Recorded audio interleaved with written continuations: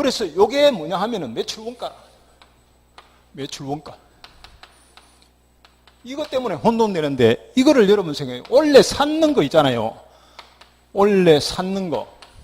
이걸 총 집계하면은 이것만 집계한다고 해가지고 매출 원가 됩니까? 안 됩니다. 이 중에서 안 팔린 거 기말 재고에 있죠? 이거 빼야 됩니다. 원래 총 이만큼 샀는데 창고에 안 팔리고 남았으면 요거만 팔리는 거잖아요. 그래서 요게 와야 된다는 거죠. 매출 원가만. 판 거는 매출에서 집계됩니다. 산 거는 1년 동안에 매입 하면 살 때마다 매입 해가 여기 집계되는데, 원래 샀다고 해서 전부 팔린 게 아니죠. 원래 판 상품을 사온 값은 안 팔린 창고에 남은 걸 빼줘야 됩니다. 기말에 안 팔리고 남은 게 하나도 없다. 그러면 이게 제로니까 이게 사온 게 다 팔리면 문제가 없어요. 수정 분개할 필요 없습니다. 근데 안 팔리고 남은 게 있으면 어떻게 해야 된다고? 매입에서 빼주라. 안 팔리고 남은 것만 빼주고, 이거는 창고에 남아있으니까 사용 수익을 얻기 위해서 사용 소비된 거 아니죠? 남아있으니까 자산이다. 이게 자산으로 이월 상품 이렇게 표시됩니다. 그리고 또 한 가지 주의해야 될 게 있습니다. 요게 여러분 보세요. 원래만 회계해가 그렇게 끝나는 게 아니라 그랬죠? 자, 1월 1일부터 12월 31일 이렇게 했잖아요. 예를 들어서 1000만 원 샀다. 100만 원 샀다. 여기 20만 원 남았다. 원래는 요거 매입으로 잡고 요거 요렇게 분기하면 되죠. 매입을 요만큼 잡고 요렇게 하면 되는데, 내년에 보세요. 내년에는 1월 1일부터 12월 31일 하면은 똑같이 1년 동안에 1000만 원 샀고 여기에 20만 원치 안 팔렸다. 이렇게 생각해 봐요. 팔기를 150만 원 팔았다. 이래 되면은 1년 동안에 판 거는 여기에 맞아요. 그죠? 이렇게 분계되어 집계됩니다. 산 거는 어디에 집계되어 있어요? 판 상품을, 1년 동안 판 상품을 사온 값은 어떻게 계산되어야 되어 있습니까? 요거 매입했는 것은 기말에 안 팔린 거 빼보면 됩니까? 안 됩니다. 기초에 이걸 더해 줘야 됩니다. 여기에 안 팔린 건 창고에 지금 있죠. 이게 하나도 없으면 원래 사온 것 중에서 기말에 안 팔린 거 빼보면 되는데, 계속 기업의 공존의 경우는 여기에 안 팔린 거, 이거 뭐냐면 기초 재고를 합니다. 기초에 창고에 있는 거 여기다가 단기에 1년 동안에 사온 거를 넣어가지고 플러스 해가 마이너스 기말에 안 팔린 거를 빼야 뭐가 나옵니까? 매출 원가가 나온다. 원래 판 상품을 사온 값이 나온다 했죠. 그래서 이거를 잊어버리면 안 됩니다. 이거 기말에 이렇게 분계를 했는 거는 다음 해의 첫날짜 12월 30일 결산을 하기 위해서 이게 필요한 겁니다. 결산은 원래 얼마 팔아가지고 얼마 남았냐 하는 이익을 계산하기 위해서 원래 안 팔린 걸 빼주는 거지, 요거는 계산상의 편의를 위해서 일시적으로 해주는 겁니다. 그러나 다음 해의 첫날짜 새벽에 딱 넘어가면 해야 됩니까? 계속 기업이니까 이게 사온 거 매입된 상태로 잡아줘야 되잖아요. 매입된 상태로 잡아줘야 됩니다. 그래서 이걸 원 상태로 돌려버려야 됩니다. 1월 1일 날 새벽에 눈을 뜨는 순간에 원 상태로 이렇게 돌려줘야 됩니다. 1월 1일 날.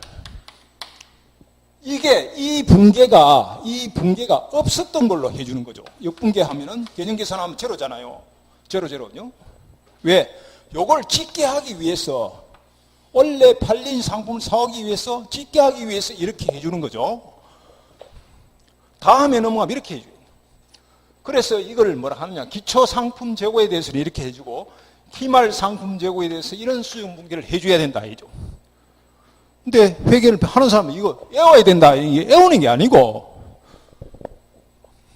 이 원래 예를 들면 2018년 회계를 한다 하면 원래 1년 동안에 이만큼 물건 사왔어요. 원래 이 상품은 이만큼 팔았어요. 원래 다 팔아보면 팔았는 금액, 사온 금액 50만 원 남았구나. 이게 됐죠. 회계 처리는 어떻게 됩니까? 이런 경우 손익계산서에 매출 150만 원요. 매입 100만 원 이렇게 하면 됩니다. 그죠? 그럼 50만 원 남는 거죠. 아무 문제 없어. 그런데 1월 1일부터 12월 30일 날 이 사업 물건 다 팔아버릴 때 아무 문제가 없는데 12월 31일 날 보면 1000만 원 1년 동안 사와가 100만 원 1만 원 1년 동안 사와가지고 20만 원 안 팔렸다. 이러면 요걸 해주란 말이죠. 왜? 샀는 것 중에 창고에 사가지고 창고에 재고해 있는 것 중에 안 팔린 거는 창고에 남았는 거 기말 재고는 안 팔린 거야 되니까 20만 원 빼버리죠. 창고에 없는 건 팔린 거죠. 80만 원치 팔린 거잖아요. 다시 말하면 80만 원 팔린 거고 80만 원 팔아가 150만 원 받은 거 아니에요. 그게 차익이 이거죠. 만약에 이걸 안 해주면 이게 없이 다 팔렸다 하면 100만 원어치 다 팔렸으니까 150만 원이가 이게 이익이 맞잖아요. 그런데 창고에 20만 원 남았다는 것은 팔린 게 판 상품을 사온 값이 이거밖에 안 된다는 거죠. 80만 원밖에 안 되잖아요. 그래 150만 원 받았으니까 70만 원 남아요. 그죠? 그 다음에 보세요. 그 다음에 예를 들면은 마찬가지로 100만 원치 사왔다. 100만 원치 사왔다. 매입이 100만 원. 팔았는 금액이 총 150만 원이다. 이래 되면 만약에 마찬가지로 20만 원 남았다 하면은 아까처럼 요것만 해주면 됩니다. 요것만 해주면은 매입에서 100만 원 했는 거에서 20만 원 빼버리니까 팔린 거 80만 원밖에 안 하니까 이게 80만 원 오잖아요. 그럼 70만 원 남았다 이렇게 되는데 틀립니다. 왜? 창고에 20만 원 남아있는데 얘가 100만 원 사였으니까 120만 원치 샀던 창고 있잖아요. 그 중에 20만 원 안 팔렸으니까 100만 원이 와야 된다는 거죠. 80만 원 틀립니다. 100만 원요? 100만 원 와야 되잖아요. 그러니까 이거를 이렇게 해야 됩니다. 연말에 기초에 이렇게 있는 것을 기말에 이렇게 있는 걸 작년 기말에 이렇게 있는 걸 원래 이렇게 해줘야 됩니다. 이거 두 개 동시에 해줘야 계속기업의 공연이 이루어진다는 거죠. 그래서 이거는 결산 수정한 게 아니고 결산을 하기 위해서 필요하다. 회계 처리를 사면 상품을 사면 매입, 팔면 매출 이렇게 하는 회사의 경우에는 자동적으로 요 수정 분계를 수정하는 게 아니고 결산할 때는 반드시 이 분계를 해줘야 자동으로 계속기업의 공연이 이루어진다. 이렇게 생각해야 됩니다. 기말에 남은 거에 대해서는 이렇게 안 팔렸으니까 매입 빼주고 연초에 1월 1일 날 새벽에 이걸 해줘야 됩니다.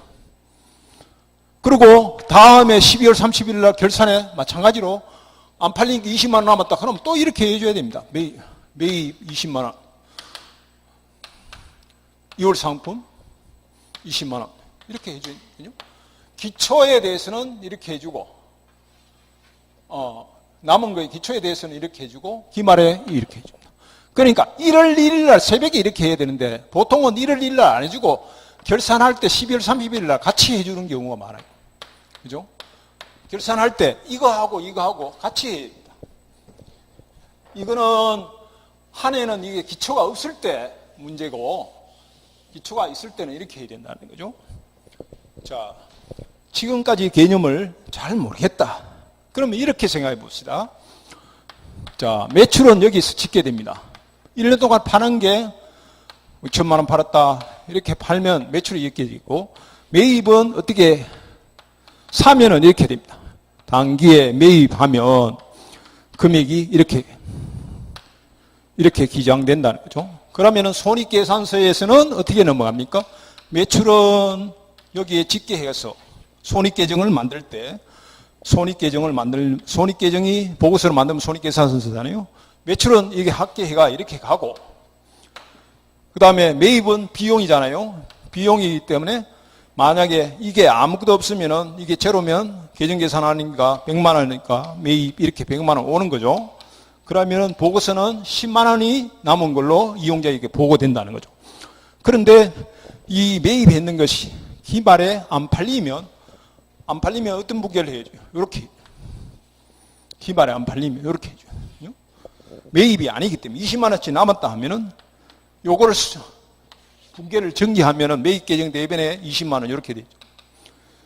기말 이렇게 오니까 계정 계산하면 100만 원, 100만 원 이렇게 되니 80만 원만 손익 계정에 오는 거예요. 요게 이렇게. 그래서 30만 원이 남은 거거든요. 이렇게 보거든요. 근데 만약에 전기에 기초가 창고에 20만 원 있다 이러면 이걸 여기 해줘야 됩니다. 이게 뭐냐 하면 이게 원래 연말에 해주면 내년 1월 1일 날 요걸 역분계 해줘야 된다 그러죠. 그래서 이게 오는 거예요. 기초에 창고에 있었는 거에다가 1년 동안 쌓였는 거에서 기말에 안 팔린 걸 빼야 이게 뭐가 됩니까? 매출 원가가 된다. 자, 말로 하겠습니다. 말로 하면 손익계산서는 매출입니다. 매출은 팔았을 때 받는 거 금액 이걸 매출로 짓게 됩니다. 이걸 뭘 빼야 되느냐 하면 매출 원가를 빼야 됩니다. 여기서 이걸 빼야 뭐가 나오냐 하면 상품 팔아서 남긴 이익, 매출 총이익, 매출 총이익.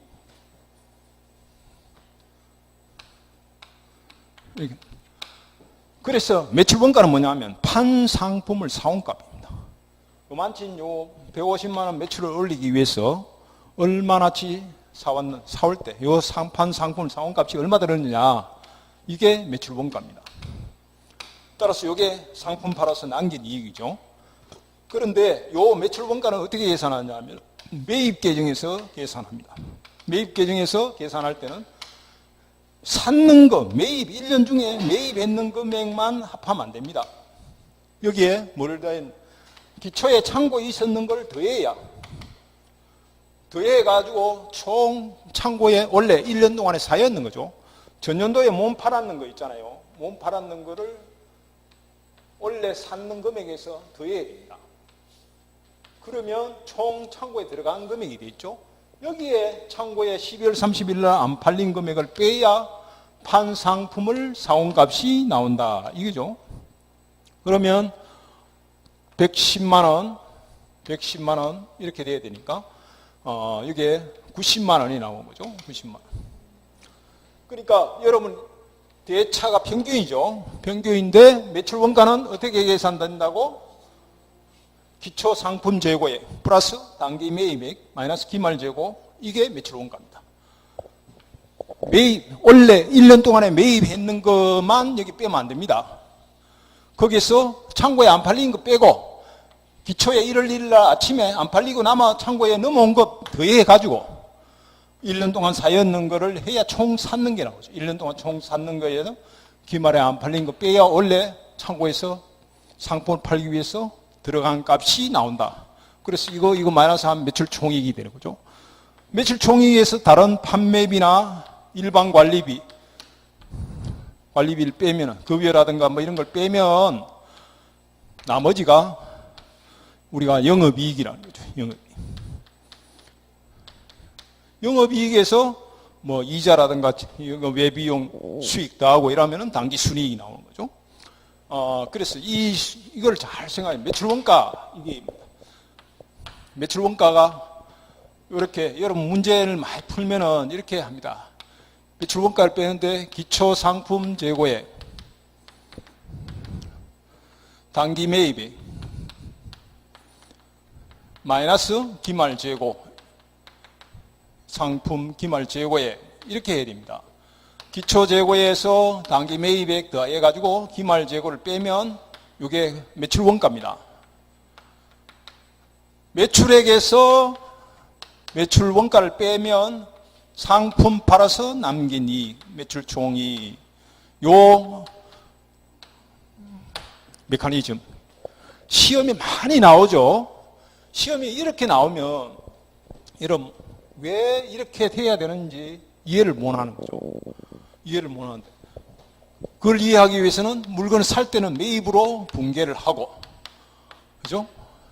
현금을 주고 사면 현금, 외상으로 사면 외상 매입금 이렇게 되고, 팔 때는 매출로 이렇게 분개를 하고, 그러면 매출액이 1년 동안에 팔았는 금액이 총 이렇게 짓게 됩니다. 매출에서 짓게 되고, 근데 12월 30일 결산할 때 매입했는 것이 예를 들면 안 팔리고 창고에 남으면 매입 비용이 아니잖아요. 사올 때 바로 팔린다고, 원래 내 팔린다고 생각하고 비용으로 바로 처리해 뿌는데, 안 팔린다는 것은, 안 팔리는 것은 비용이 아니기 때문에 비용에서 빼줘야 됩니다. 비용이 감소죠. 그만큼 창고에 남아있다는 것은 그게 자산이다. 이런 이야기거든요. 자산. 이렇게 분개를 해줘.